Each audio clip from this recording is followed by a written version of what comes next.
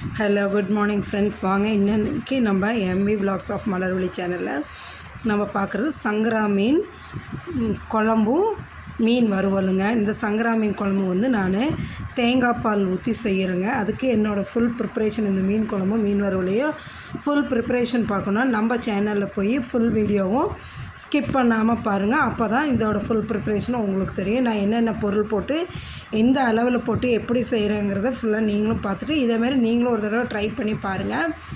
அவ்வளோ நல்லா டேஸ்ட்டாக இருக்கும் இந்த மீன் குழம்பும் மீன் வறுவலும். இந்த சங்கரா மீன் அவ்வளோ டேஸ்ட்டாக இருக்குங்க, நல்லா சூப்பராக இருக்குங்க இந்த குழம்பும்.